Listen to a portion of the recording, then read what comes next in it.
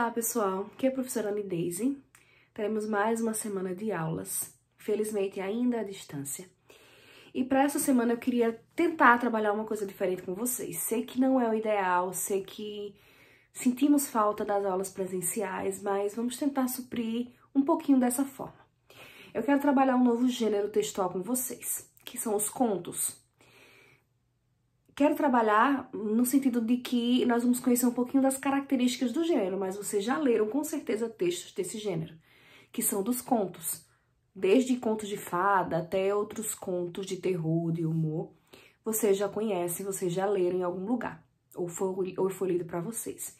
Então, a proposta hoje é que vocês acompanhem comigo. Eu não vou passar um texto para vocês lerem, eu vou trazer um texto aqui, que é um conto de terror, e eu vou tentar, de alguma forma, interagir com vocês. Claro que não vai ser uma interação como seria na sala de aula, mas eu vou fazer a leitura do texto com vocês e vocês vão acompanhando. Em alguns momentos eu vou parar e lançar perguntas. Dá um tempo para que vocês possam interagir pelo menos aí. Vocês respondem para vocês aí e a gente vai tentando fazer com que a leitura fique mais instigante. Que eu deixe vocês curiosos. E o trabalho de hoje é esse, deixá-los curiosos quanto o texto. Ao longo das semanas, nós vamos trabalhando características do gênero, vou trabalhando questões de interpretação com vocês sobre o texto. Mas para hoje eu quero que a gente tente trabalhar essa leitura interativa. Não vou pedir nada de retorno para vocês, eu quero só que a gente trabalhe algumas coisas. E para saber se vocês leram, eu quero depois que vocês me retornem comentando se gostaram ou não da história, se acharam que ela era uma história de terror, ok? Vamos tentar fazer isso? Bom, começamos então com o título, Os Olhos que Comiam Carne. Olhe só como o título já é chamativo, já é uma característica que eu quero que vocês comecem a perceber do gênero. Coloquei uma imagem aí, mas o que é que a gente imagina quando vê esse título, Os Olhos que Comiam Carne? O que é que passa na cabeça? Que imagem forma na mente de vocês? Essa é uma das perguntas que eu quero que vocês vão respondendo, certo? Eu quero que vocês vão anotando aí aquilo que vocês conseguiram responder ao longo das perguntas que eu vou fazendo aqui. É só isso que eu quero que vocês me retornem. Então, nesse primeiro momento, o que vocês imaginam que vai ser o texto, vai ser a história, com esse título, Os Olhos que Comiam Carne? Pause aí o vídeo e responda. Continuemos a história.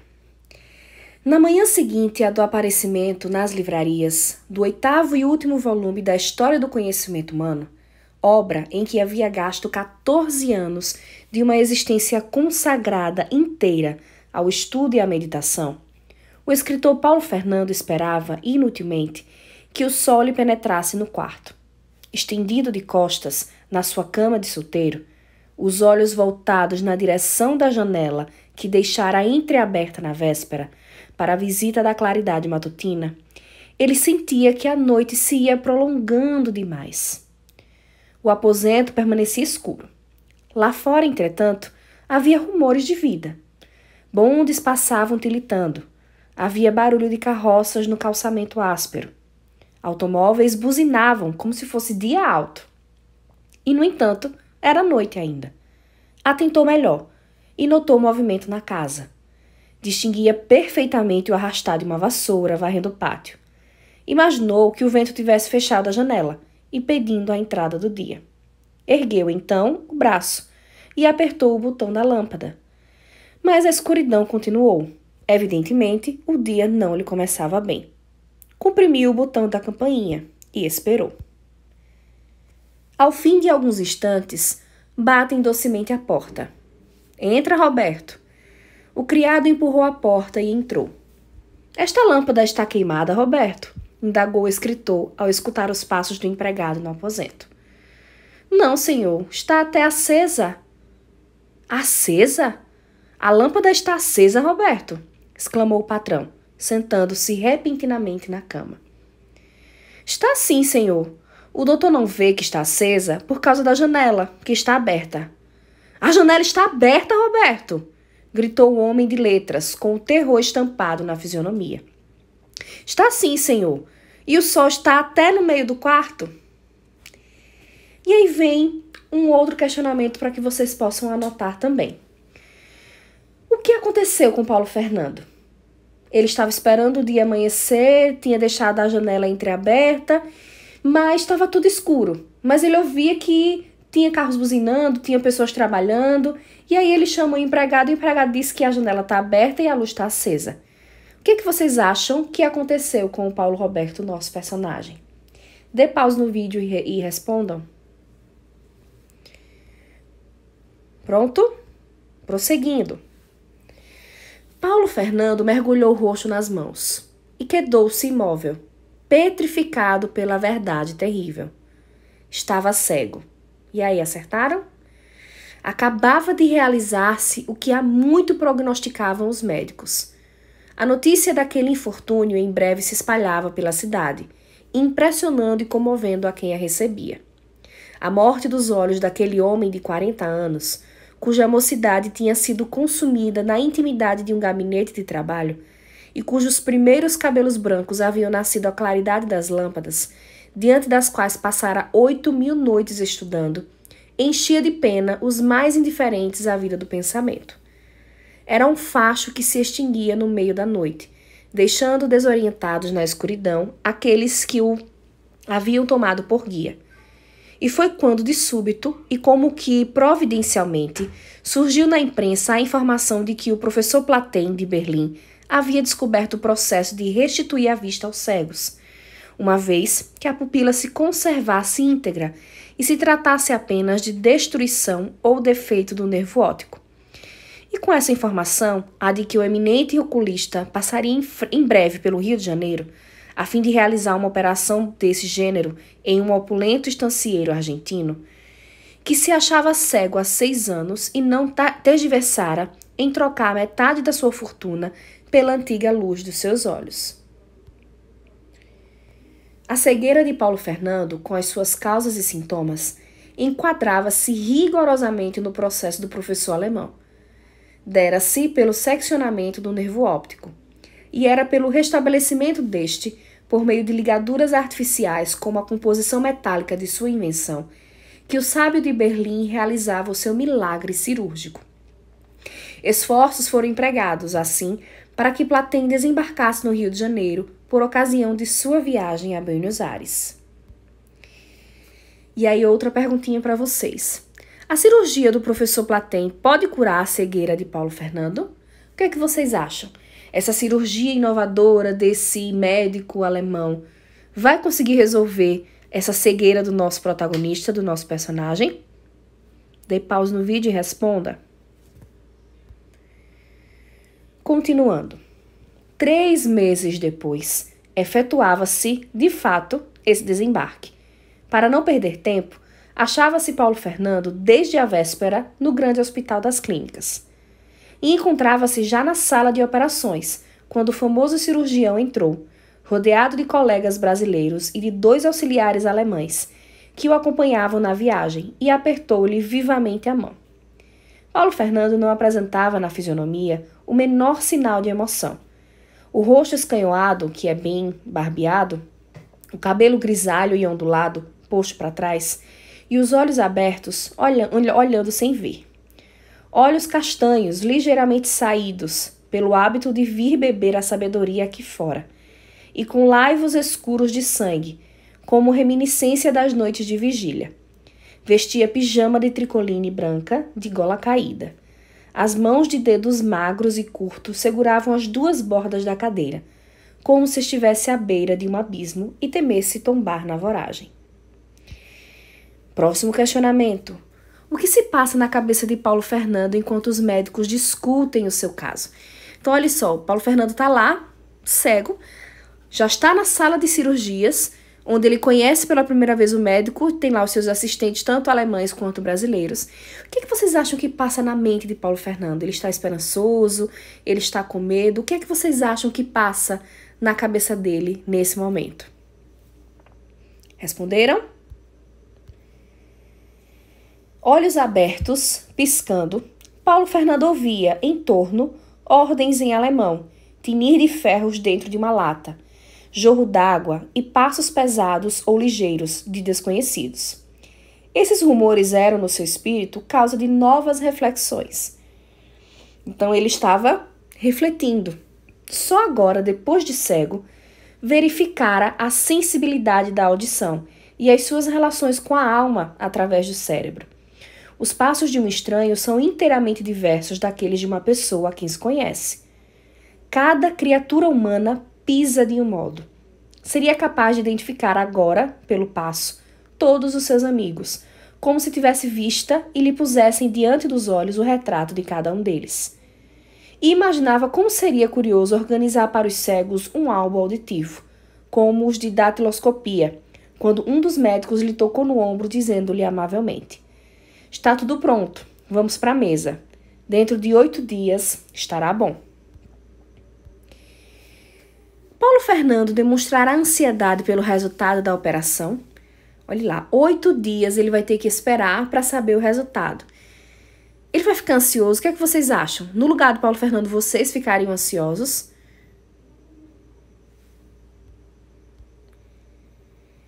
O escritor sorriu, cético. Cético quer dizer que ele não acredita. Ou seja, ele não está acreditando que vai dar certo. Lido nos filósofos, esperava, indiferente, a cura ou a permanência na treva, não descobrindo nenhuma originalidade no seu castigo e nenhum mérito na sua resignação. Ou seja, ele não ficaria ansioso, ele não estava ansioso porque ele já se resignava, ele já tinha aceitado a condição de cego. Compreendia a inocuidade da esperança e a inutilidade da queixa. Levantou-se assim, tateando, e pela mão do médico subiu na mesa de ferro branco. Deitou-se ao longo. Deixou que lhe pusessem a máscara para o clorofórmio. Sentiu que ia ficando leve, aéreo e imponderável. E nada mais soube, nem viu. O processo plateu era constituído por uma aplicação da lei de Rouenten, de que resultou o raio-x, e que punha em contato, por meio de delicadíssimos fios de hêmera, liga metálica recentemente descoberta, o nervo seccionado. Completava-o uma espécie de parafina adaptada ao globo ocular, ao qual, posta em contato direto com a luz, está restabelecida integralmente a função desse órgão. Cientificamente, era mais um mistério do que um fato. A verdade era que as publicações europeias faziam, levianamente ou não, referências constantes às curas miraculosas realizadas pelo cirurgião de Berlim, e que seu nome em breve corria ao mundo como um dos grandes benfeitores da humanidade.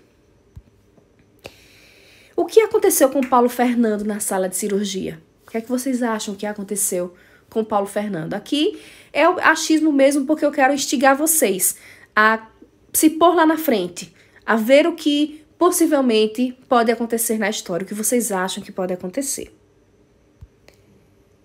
Meia hora depois, as portas da sala de cirurgia do grande hospital de clínicas se reabriam e Paulo Fernando, ainda inerte, voltava, em uma carreta de rodas silenciosas, ao seu quarto de pensionista. As mãos brancas, postas ao longo do corpo, eram como as de um morto. O rosto e a cabeça, envoltos em gaze, deixavam à mostra apenas o nariz afilado e a boca entreaberta. E não tinha decorrido outra hora, e já o professor Platen se achava de novo a bordo, deixando a recomendação de que não fosse retirada a venda que pusera no enfermo antes de 2 semanas. Então, Paulo Fernando tinha que esperar essas 2 semanas. 12 dias depois passava ele de novo pelo Rio, de regresso para a Europa. Visitou novamente o operado e deu novas ordens aos enfermeiros. Paulo Fernando sentia-se bem. Recebia visitas, palestrava com os amigos.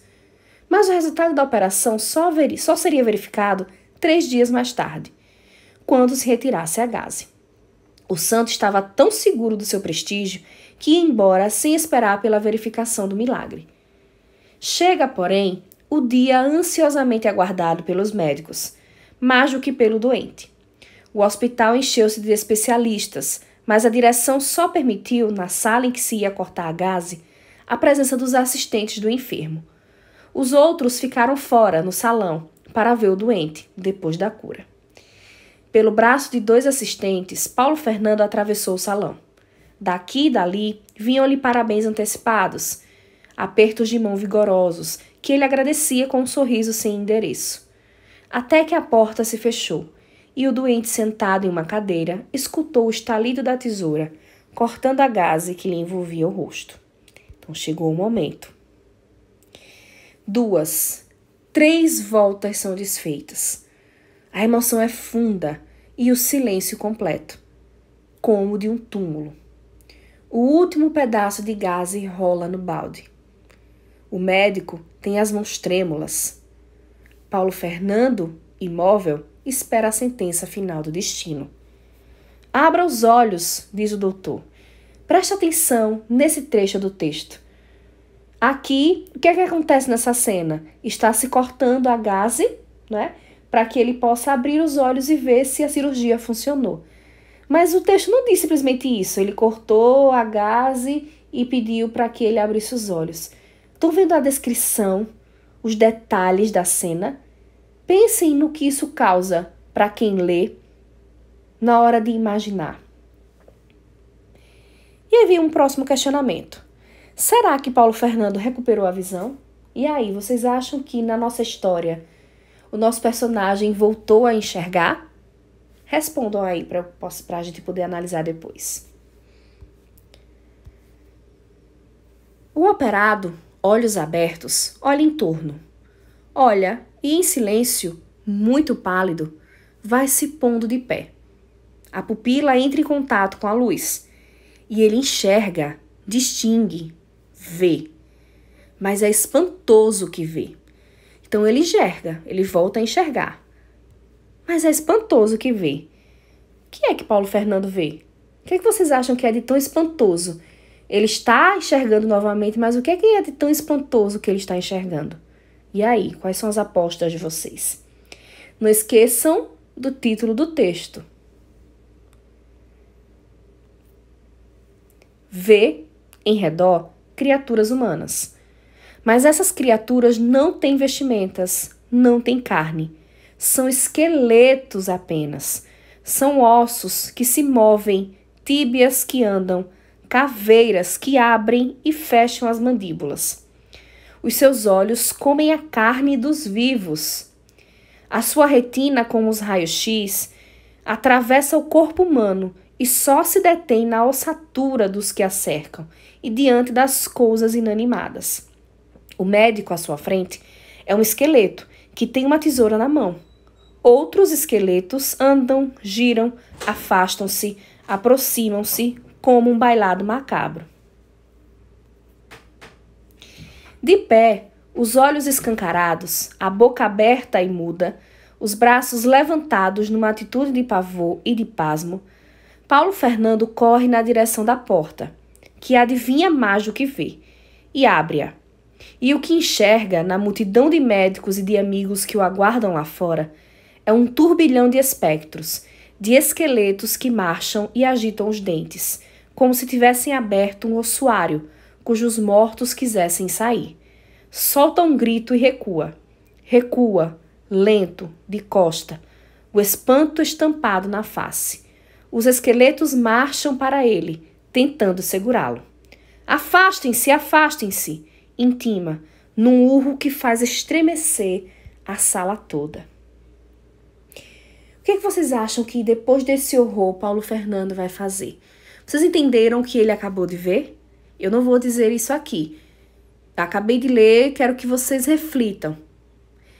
O que Paulo Fernando vai fazer agora, depois que viu o resultado dessa operação?